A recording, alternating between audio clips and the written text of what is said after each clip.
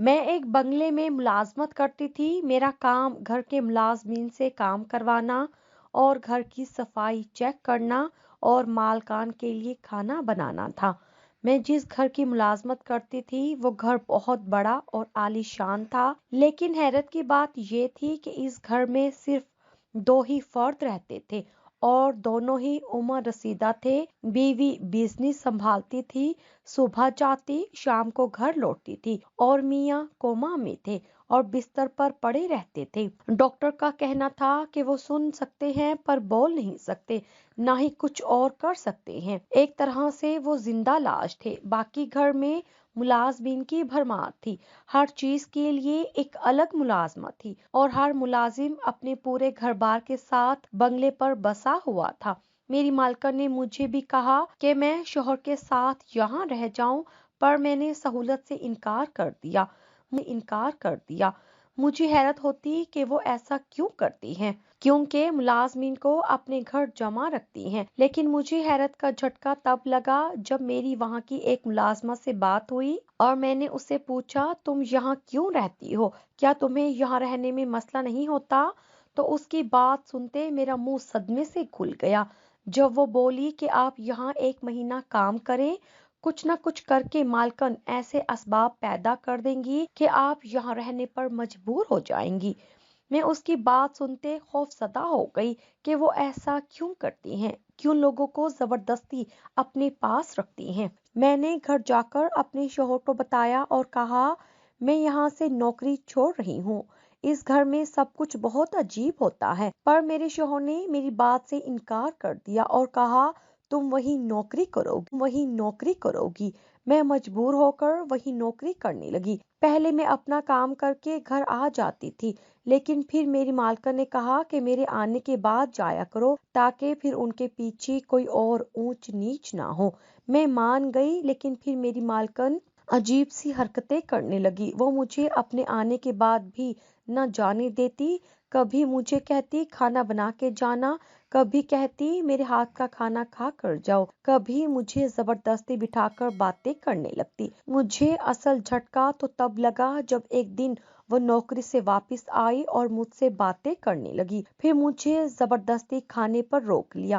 رات بڑھ گئی تو مجھے گھر پر ہی رکنے کا کہہ دیا۔ میں سمجھ گئی کہ یہاں کچھ تو گڑبڑ ہے۔ میں نے انکار کیا تو وہ مجھ سے اصرار کرنے لگی، لیکن میں نے ان کی ایک نہ مانی اور اٹھ کھڑی ہوئی۔ پھر ملازم کے ساتھ انہوں نے مجھے گھر بھجوا دیا۔ دوسری طرف میں ڈانٹ دیتا اور کہتا اتنی اچھی نوکری دوبارہ نہیں ملے گی۔ پھر ایک دن میری مالکن نے مجھے لالچ دی اور کہا کہ وہ میرے گھر کا پورا خرچہ اٹھائیں گی، میں اپنے گھر بار کے ساتھ ان کے پاس آ جاؤں۔ میں نے اس دن 2 ٹوک منع کر دیا اور کہا کہ اگر آپ نے مجھ سے دوبارہ ایسی بات کی تو میں نوکری چھوڑ دوں گی۔ اس کے بعد انہوں نے مجھ سے ایسی کوئی بات نہ کی۔ ان کے گھر میں ایک اور چیز بہت عجیب تھی، ان کے برابر والا کمرہ ہمیشہ لاکڈ رہتا تھا۔ ادھر کسی کو بھی جانے کی اجازت نہیں تھی۔ اگر کوئی ادھر جاتا بھی تو مالکن اس پر بہت غصہ کرتی۔ ایک بار ایک ملازمہ اندر داخل ہی ہوئی تھی جب مالکن نے اسے باہر نکالا اور تھپڑ مار کر اس کا منہ لال کر دیا۔ میری مالکن کا چہرہ بھی زرد تھا۔ مجھے بہت تجسس تھا کہ اس کمرے میں ایسا کیا ہے، کیوں میری مالکن اس کمرے کو بند رکھتی ہیں، لیکن اتنے تجسس کے باوجود میری اس کمرے کو اس پورے گھر سے ہی خوف آنے لگا تھا۔ مجھے اب یقین ہو گیا تھا کہ اس گھر میں کچھ غلط کام ہوتا ہے، اس لیے میں نے فیصلہ کر لیا تھا کہ اب اگر میرا شوہر ناراض بھی ہوا میں تب بھی یہاں نوکری نہیں کروں گی۔ یہ فیصلہ کر کے میں گھر گئی اور شوہر کو اپنا فیصلہ سنا دیا تو میرا شوہر غصہ ہو گیا اور اس کے بعد جو بولا میرے پیروں تلے زمین نکل گئی۔ وہ بولا کہ اگر تم نے یہاں سے نوکری چھوڑی تو میں تمہیں طلاق دے دوں گا۔ میں دنگ رہ گئی کہ وہ اتنی سی بات پر طلاق دینے کی بات کر رہے ہیں، پر وہ اپنا حتمی فیصلہ سنا چکے تھے، اس لیے میں مجبور ہو گئی۔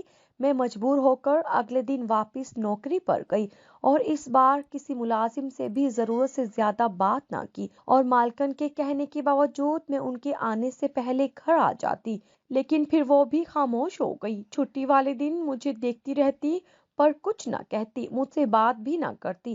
لیکن ہر وقت مجھے دیکھتی رہ کہتی، مجھ سے بات بھی نہ کرتی، لیکن ہر وقت مجھے دیکھتی رہتی۔ مجھے عجیب سی الجھن ہونے لگی تھی۔ سب نارمل ہو رہا تھا۔ جب میرے ساتھ کچھ غیر معمولی ہونے لگا، میں کام پر جاتی اور کام شروع ہی کرتی کہ مجھے اچانک نیند آنے لگتی اور میں جہاں ہوتی وہیں کی وہیں سو جاتی، اور جب آنکھ کھلتی تو خود کو کسی کمرے میں بستر پر پاتی۔ میرے ساتھ ایک ملازمہ ہوتی اور پوچھنے پر کہتی کہ میں کمزوری سے بے ہوش ہوئی ہوں، جبکہ مجھے یاد آتا کہ مجھے اچانک نیند آئی تھی۔ ایک دن تو میرا وہم ہو سکتا تھا، لیکن یہ روز ہونے لگا۔ یہاں آتے ہی میں بے ہوش ہو جاتی۔ ایک دن میں بے ہوش ہوئی تو شام تک مجھے ہوش نہ آیا۔ میری مالکن آئیں تو انہوں نے ڈاکٹر کو بلایا تو چیک اپ کے بعد ڈاکٹر نے جو کہا وہ سنتے ہی میں دہک سی گئی۔ ڈاکٹر کہہ رہا تھا کہ میں ماں بننے والی ہوں، پریگننٹ ہوں۔ یہ بات سنتے میری مالکن کا چہرہ جبکہ میں ایک دم شدت سے رونے لگی۔ مجھے اچانک روتے دیکھ کر میری مالکن پریشان ہو گئی اور مجھ سے وجہ پوچھی تو میں نے انہیں بتایا کہ میں کیسے ماں بن سکتی ہوں کیونکہ میرا شوہر تو بانجھ ہے۔ یہ سنتے سب چونک گئے۔ میری مالکن کا چہرہ ایک دم رنگ بدل گیا۔ میں نے کہا میرے شوہر کے علاوہ بھی کوئی میرے قریب نہیں آیا، میں با کردار ہوں، لیکن جب سے یہاں نوکری کر رہی ہوں میرے ساتھ کچھ غلط ہو رہا ہے۔ میرا یہ کہنا تھا کہ میری مالکن کا رنگ سفید پڑنے لگا۔ میں نے انہیں پوری بات بتائی کہ روز یہاں میں خود بخود سو جاتی تھی، اس کے بعد یہ سب ہو گیا۔ میرا شوہر تو مجھے طلاق دے دے گا۔ میری باتیں سنتے میری مالکن نے ملازمہ کو عجیب سا اشارہ کیا۔ مجھے خوف محسوس ہوا اپنی مالکن سے، جو اچانک مسکرائی اور مسکراتی ہوئی کہنے لگی کہ تم پریشان مت ہو، میں سب ٹھیک کر دوں گی۔ یہ کہہ کر وہ کمرے سے نکل گئی اور میں اندر بیٹھی رونے۔ اپنے شوہر کو فون کر کے یہیں بلا لو یا اس سے کہو تم کل آؤ گی۔ میں ڈر گئی اور اپنے شوہر کو جو مالکن نے بولا وہ کہہ دیا۔ تو یہ دیکھ کر مجھے شدید جھٹکا لگا کہ میرے شوہر نے مجھے کچھ نہ کہا اور بولا رک جاؤ۔ میں مزید پریشان ہو گئی۔ شام کو وہی ڈاکٹر دوبارہ آیا اور میرا دوبارہ چیک اپ کرتے بلڈ سیمپل لیا اور باقی کام کر کے چلا گیا۔ میں کمرے میں اکیلی تھی۔ ایک بار پھر مجھ پر نیند کا غلبہ طاری ہوا اور میں سو گئی۔ اگلے دن ڈاکٹر نے DNA ٹیسٹ کی رپورٹ دی تو میری مالکن کی آنکھیں پھٹی کی پھٹی رہ گئی اور پھر انہوں نے کہا وہ سنتے میری جان نکل گئی کیونکہ وہ DNA تو میری مالکن کے شوہر۔ میرا نام سریا ہے۔ میں اپنی اکلوتی خالہ کے ساتھ رہتی تھی۔ میرے ماں باپ نہیں تھے اور میری خالہ کا بھی میرے علاوہ کوئی نہیں تھا۔ میری خالہ ایک کمپنی میں نوکری کرتی تھی اور ان کے پیچھے میں گھر سنبھالتی تھی۔ میری خالہ کی طبیعت اچانک خراب رہنے لگی۔ ڈاکٹر نے بتایا ان کے دماغ میں ٹیومر ہے اور وہ زیادہ عرصہ زندہ نہیں رہ سکیں گی۔ یہ سنتے میں زاروں کی طرح رونے لگی اور میری خالہ کو میری فکر لگ گئی۔ انہوں نے اپنے کسی کولیگ کے سامنے سارا مسئلہ رکھا اور انہوں نے میرا رشتہ اپنے کسی دوست سے لگا دیا جسے نہ میں جانتی تھی نہ ہی میری خالہ۔ میری خالہ جو زندگی کے آخری دن جی رہی تھی، انہوں نے رشتے کے لیے ہاں کر دی اور میرا نکاح سادگی سے کر دیا۔ جس سے میرا نکاح ہوا وہ شخص بہت عجیب تھا۔ وہ زیادہ بات نہیں کرتا تھا، صرف ضرورت کے وقت بات کرتا اور صرف اتنی ہی بات کرتا جتنی ضرورت ہوتی۔ گھر بھی اچھا خاصا تھا اور اس کی جاب بھی اچھی تھی۔ اس نے مجھ سے کہا کہ مجھ سے کبھی اولاد کی ڈیمانڈ نہ کرنا کیونکہ میں اور یہ کبھی مت سوچنا کہ تم مجھ سے طلاق لے سکتی ہو۔ میں کبھی بھی تمہیں طلاق نہیں دوں گا۔ تمہیں ساری زندگی میرے ساتھ گزارنی ہوگی۔ میں دنگ رہ گئی کہ وہ اتنی صفاقے کی باتیں کتنے آرام سے بول رہا ہے، لیکن میں مجبور تھی۔ میرے پاس کوئی سہارا نہ تھا، میں بے سہارا تھی۔ میں نے اپنے شوہر کی بات مان لی۔ میرا شوہر صرف رات کے پہر میرے پاس کمرے میں آتا ورنہ دن میں پلٹ کر بھی نہ دیکھتا۔ میرا دل اندر سے دکھتا۔ پھر اچانک میرے شوہر کا رویہ میرے ساتھ بہت اچھا ہو گیا۔ وہ مجھ سے میٹھے شہد لہجے میں بات کرنے لگا، میری پرواہ کرنے لگا۔ مجھے بہت تعجب ہوا کہ اچانک ایسا کیا ہو گیا۔ جب وہ ایک دن اچانک بولا کہ میں چاہتا ہوں تم نوکری کرو، ان کی بات سنتے میں حیرت سے انہیں دیکھنے لگی اور پوچھا میں کیا نوکری کروں؟ بھلا مجھے نوکری دے گا کون؟ میرے پاس نہ تعلیم ہے، نہ ہنر، نہ تجربہ۔ تو وہ بولے نہ ہنر نہ تجربہ، تو وہ بولے اس کی فکر تم مت کرو، میں تمہاری اچھی نوکری لگوا دوں گا۔ میں نے کہا میں نوکری نہیں کرنا چاہتی، تو وہ غصے سے بولے کہ تمہیں نوکری کرنی پڑے گی، جبکہ انہیں تو نوکری کی ضرورت بھی نہ تھی۔ لیکن وہ پھر بھی زبردستی مجھے ایک بنگلے کے باہر چھوڑ گئے اور بولے اندر جا کر بولنا تم کیئر ٹیکر کی نوکری کے لیے آئی ہو، یہاں ضرورت ہے۔ میں نے بے بسی سے شوہر کو دیکھا، پر ان کے غصے سے گھورنے پر اندر چلی گئی۔ اندر گئی تو حیران رہ گئی کہ اندر نوکروں کی چہل پہل تھی۔ مجھے یقین ہو گیا کہ مجھے نوکری نہیں ملے گی۔ جب وہاں ایک عمر رسیدہ نفیس سی خاتون آئیں اور مجھ سے چند ایک سوال کر کے مجھے نوکری پر رکھ لیا، میں حیران ہوئی۔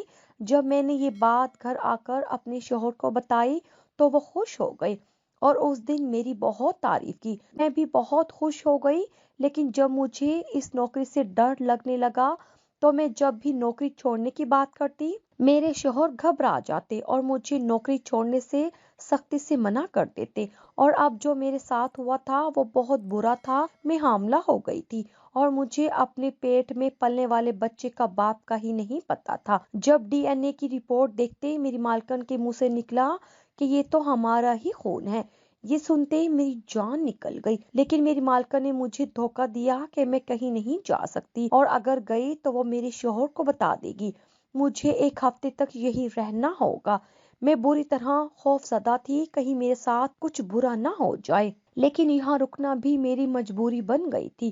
2 دن گزر چکے تھے پر میری مالکن مجھے جانے نہیں دے رہی تھی اور حیرت انگیز طور پر میرے شوہر کو بھی اعتراض نہ تھا۔ میں کمرے میں آنکھیں بند کیے لیٹی تھی۔ میری مالکن نے مجھے بیڈ سے آنکھیں بند کیے لیٹی تھی۔ میری مالکن نے مجھے بیڈ سے نیچے قدم رکھنے سے بھی منع کیا تھا۔ میرے برابر میں رکھا میرا موبائل بجا دیکھا تو انجان نمبر تھا۔ میں نے فون اٹھا لیا۔ فون کی دوسری طرف میری پڑوسن تھی۔ اس نے میری خیر خیریت پوچھی۔ اس کے بعد اس نے جو بات مجھے بتائی میرے اوپر پہاڑ ٹوٹ گیا۔ میں بستر سے اٹھی اور جلدی سے باہر نکلی۔ ملازمہ مجھے روکنے لگی لیکن میں باہر نکل آئی۔ پڑوسن نے جو بتایا اسے سنتے میرا شک یقین میں بدل گیا کہ میرا شوہر کچھ بہت غلط کر رہا ہے۔ میری پڑوسن نے بتایا کہ جب سے میں گھر پر نہیں ہوں روز ایک عورت میرے گھر آتی ہے اور تمہارا شوہر اسے اندر لے کر دروازہ بند کر لیتا ہے اور ابھی بھی وہ عورت تمہارے گھر میں تمہارے شوہر کے ساتھ ہے۔ میں اسی وقت باہر نکلی، ڈرائیور کو مجھے گھر لے جانے کا کہا۔ وہ مجھے میرے گھر لے آیا۔ 20 منٹ کا راستہ میں نے بہت مشکل سے کاٹا اور جب گاڑی گھر میں رکی تو میرے قدم ٹھٹک گئی کیونکہ میرے گھر کے باہر بھی ایک گاڑی کھڑی تھی اور اس گاڑی کو میں بخوبی پہچانتی تھی۔ وہ گاڑی تو میری مالکن کی تھی۔ میں بھاگتی ہوئی اندر گئی۔ گھر کا دروازہ کھلا تھا اور اندر کمرے سے آوازیں آ رہی تھی۔ میں نے کمرے کا دروازہ کھولا تو میرا سر چکرا گیا کیونکہ میرا شوہر میری مالکن کے قریب ان کے گود میں سر رکھے لیٹا تھا اور وہ میرے شوہر کے سر میں ہاتھ پھیر رہی تھی۔ میں سرخ انگارہ ہوتی آنکھوں سے انہیں گھورنے لگی جب وہ دونوں ایک دم گھبرا کر اٹھ گئے۔ میرے شوہر نے کچھ بولنا چاہا جب میں زور سے چلائی۔ میرا خون شریانے پھاڑنے کے در پہ تھا۔ میں نے اپنے شوہر سے کہا ایک لفظ مت کہیے گا۔ یہ تھی وجہ مجھے وہاں نوکری سے نہ ہٹانے کی۔ دولت کی پٹی آنکھوں پر ایسی بندھی کہ جو ان سب کا فرق بھول گئے۔ میرا کہنا تھا کہ میری مالکن اور میرے شوہر کا رنگ سرخ ہو گیا۔ پھر میں نے حقارت سے رخ اپنی مالکن کی طرف کیا کہ یہ وجہ تھی ہر ملازمہ کو گھر بسانے کی سب کے شوہروں کے ساتھ۔ میرا جملہ مکمل بھی نہ ہوا تھا جب میرے شوہر نے آگے بڑھتے میرے منہ پر زوردار تھپڑ مارا اور میرا منہ دبوچ کر غصے سے بولے ایک بکواس اور مت کرنا ورنہ جان سے مار دوں گا۔ میری ماں ہے یہ۔ شوہر کی بات سنتے مجھے دھچکا لگا۔ انہوں نے مجھے جھٹکے سے چھوڑا کہ میں گرنے ہی لگی تھی۔ میری مالکن نے مجھے تھام لیا اور میرے شوہر پر چلائی۔ میرا شوہر غصے سے باہر نکل گیا۔ میں رونے لگی۔ میری مالکن نے مجھے بیڈ پر بٹھایا، پانی پلایا اور مجھے سب کچھ بتانے لگی جسے سنتے میں سن رہ گئی۔ میرے شوہر کا نام انور تھا، ان کے والد کا نام رب نواز، میری ساس کا نام پروین تھا۔ میرے سسر کامیاب بزنس مین تھے اور میری ساس یونیورسٹی میں ٹیچر تھی۔ ساس اور میرے سسر کی شادی ان کے والدین کی پسند کی تھی۔ شادی کے بعد دونوں خوش تھے، لیکن میرے سسر غصے کے بہت زیادہ تیز تھے۔ وہ بات بات پر میری ساس پر غصہ کرتے اور اگر غصہ زیادہ بڑھ جاتا تو ہاتھ بھی اٹھاتے۔ میری ساس میرے سسر سے بہت محبت کرتی تھی، اس لیے بہت سال میرے سسر کو برداشت کیا، پر میرے سسر نے ہاتھ اٹھانا نہ چھوڑا اور ان کا ہاتھ مزید کھل گیا۔ شادی کے 2 سال میرے سسر کو برداشت کرنے کے بعد انہوں نے خلا لینے کا فیصلہ کیا، لیکن خدا کا کرنا ایسا ہوا، جب میری ساس نے خلا لینے کا فیصلہ کیا تب وہ حاملہ ہو گئی اور پھر میرے سسر انہیں منا کر گھر لے آئے اور میری ساس پر ہاتھ اٹھانا چھوڑ دیا۔ میری ساس نے بھی انہیں معاف کر دیا۔ جب ان کی ہاں پہلی اور آخری اولاد میرے شوہر پیدا ہوئے اور میرے شوہر کی پیدائش پر میرے ساس اور سسر نے بہت خوشیاں منائی، کیونکہ بہت یونیورسٹی جانا چھوڑ دیا اور سارا وقت گھر میں انور کے ساتھ گزارنے لگی۔ لیکن وہی مثال تھی، انسان کی فطرت کبھی نہیں بدلتی، اور ایسا ہی کچھ میری ساس کے ساتھ ہوا تھا۔ جب میرے شوہر 3 سال کے ہوئے تو میرے سسر نے پھر سے پرانا غصے والا روپ اختیار کر لیا۔ وہ میری ساس پر ہاتھ اٹھانے لگے اور اس بار میری ساس نے میرے شوہر کی محبت میں قربانی دی۔ وقت گزر گیا اور میرے شوہر جوان ہو گئے۔ میرے سسر نے میری ساس پر ہاتھ اٹھانا بھی چھوڑ دیا۔ میرے شوہر اپنی پھوپھو کی بیٹی کو پسند کرتے تھے اور وہ گھر میں بھی سب کو پسند تھی، اس لیے سب کی باہمی رضامندی اور خوشی سے میرے شوہر کی شادی ان کی پھوپھو کی بیٹی سے ہو گئی۔ شروعات دن بہت اچھے سے گزرے، لیکن میرے شوہر بھی میرے سسر کی طرح نکلے۔ بات بات پر غصے سے پاگل ہو جاتا، چیخنا، چلانا اور ہاتھ اٹھانا۔ لیکن شادی کے 3 ماہ بعد ہی میرے شوہر کی پہلی بیوی حاملہ ہو گئی۔ سب خوشیوں کے اس خزانے کی پیدائش کا انتظار کرنے لگے۔ میرے شوہر نے اپنی پہلی بیوی سے وعدہ کیا کہ وہ ہاتھ نہیں اٹھائیں گے۔ ان کی بچے کی پیدائش میں 1 مہینہ رہتا تھا۔ ان کی بیوی کا حمل 8 ماہ کا ہو چکا تھا جب میرے شوہر اور ان کی پہلی بیوی کے درمیان بحث ہو گئی۔ میرے شوہر نے غصے میں اس کا ہاتھ جھٹکا تو سیڑھیوں کے پاس کھڑی تھی لڑکھڑا گئی، اپنا وزن برقرار نہ رکھ سکی اور سیڑھیوں سے نیچے گر گئی۔ گھر میں کہرام مچ گیا، وہ اور بچہ دونوں مر گئے۔ یہ صدمہ میرے شوہر کے ساتھ سب کے لیے گہرا تھا۔ 3 دن بعد جب میرے سسر اس شوق سے باہر نکلے تو میرے شوہر سے ہر رشتہ ختم کرتے انہیں گھر سے نکال دیا۔ ان کو گھر سے نکال کر روتے ہوئے اندر آئے ہی تھے کہ بے ہوش ہو گئے۔ ہسپتال لے کر گئیں تو معلوم ہوا دماغ کی نس پھٹ گئی ہے اور بہت کم چانسز ہیں بچنے کے، لیکن پھر وہ بچ گئے، لیکن کوما میں چلے گئے۔ میرے شوہر کو صدمے پر اور بطور سزا انہوں نے اپنی دنیا تنہا کر لی۔ 1 سال کے بعد ان کے دوست نے ان کی شادی پر زور دیتے زبردستی ان کی مجھ سے شادی کروا دی۔ پہلی اولاد کو قتل کا روگ ذہن سے گیا نہیں تھا، اس لیے مجھے اولاد کے لیے منع کر دیا۔ ماں باپ کا کوئی اور سہارا نہ تھا، وہ پل پل تڑپتے تھے، اس لیے مجھے وہاں بھیجتے اور باتوں باتوں میں نامحسوس طریقے سے ساری خبریں مجھ سے لیتے۔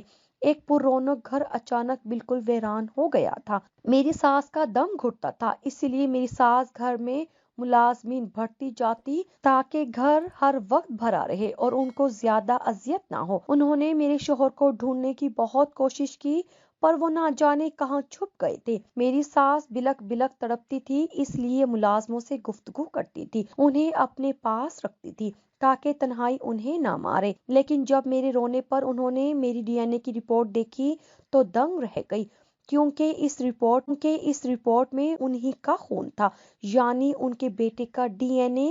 اس کے بعد مجھے گھر پر رکھ کر وہ ڈرائیور سے میرا گھر پوچھ کر میرے گھر گئیں تو ان کا شک یقین میں بدل گیا، میرا شوہر ہی ان کا بیٹا تھا۔ انہوں نے میرے شوہر کو بہت منایا، پر وہ واپس آنے پر نہ مانے کہ اس گھر میں ان کی پہلی بیوی کی یادیں اور اس کی آخری چیخیں ہیں۔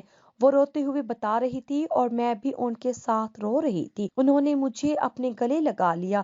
رات میرے شوہر واپس آئے تو میری ساس نے انہیں میرے حاملہ ہونے کا بتایا، وہ چونک گئے، پھر نم دیدہ ہو گئے۔ میری ساس زبردستی منا کر ہمیں اپنے ساتھ لے گئی اور پھر وہ کمرہ کھولا جس میں جانے کا میرا تجسس تھا۔ اس کمرے میں میرے شوہر کی پہلی بیوی کی اور میرے شوہر کی تصاویر تھی۔ میرے منع کرنے کے باوجود میری ساس نے وہ تصاویر ہٹوا دی۔ میرے شوہر کا رویہ اب میرے ساتھ بہت اچھا ہے، وہ خاموش وجود سے باتیں کرتے ہیں۔ میری ساس کا دل اب مجھ سے لگ گیا ہے اور وہ بہت خوش ہے۔ اس بات کو 1 سال ہو گیا۔ میری اب ایک بیٹی ہے جو میرے شوہر کی اور میرے ساس سسر کی بہت لاڈلی ہے۔ جی بالکل، میرے شوہر کو ہوش آ گیا، لیکن وہ چلنے سے محتاج ہو گئے ہیں۔ پیارے لوگوں، بیٹا باپ کا عکس ہوتا ہے۔ جو بچے اپنے بزرگوں کو کرتے دیکھتے ہیں وہی سیکھتے ہیں۔ اس لیے بچوں کی تربیت میں ایک اہم چیز آپ کے گھر کا ماحول بھی ہے۔